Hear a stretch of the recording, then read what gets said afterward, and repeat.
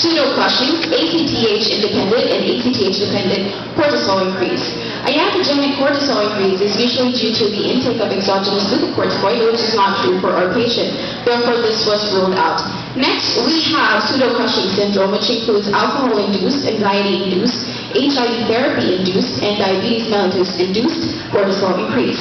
For alcohol-induced cortisol increase, it was ruled out because there was no history of regular alcohol intake.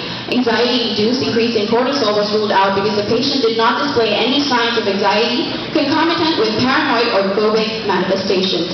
HIV therapy-induced rise in cortisol was ruled out because the patient has no history of taking medications for HIV. Cortisol increase due to diabetes mellitus was considered because the patient had a fasting blood sugar of 600 and family history of type 2 diabetes. She also exhibited polyuria, nocturia, weight loss. However, diabetes was ruled out because in cases of diabetes with pseudo-Cushing, other chronic manifestations should be present like neuropathy, blurring of vision, and dehydration. Therefore, diabetes mellitus-induced hypercortisolism was ruled out.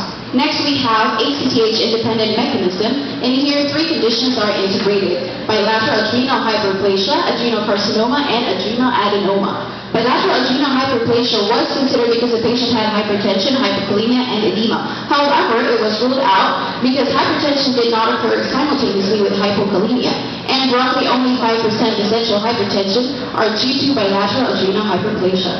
Adrenocarcinoma was considered because of the signs and symptoms of Cushing's. Also, fever and weight loss are present in 25% and hypertension in 80% of patients with adrenocarcinoma. However, it was ruled out because there were no signs of hyperandrogenism and no noted abdominal mass or pain, which should be seen in majority of the cases. This condition was therefore ruled out.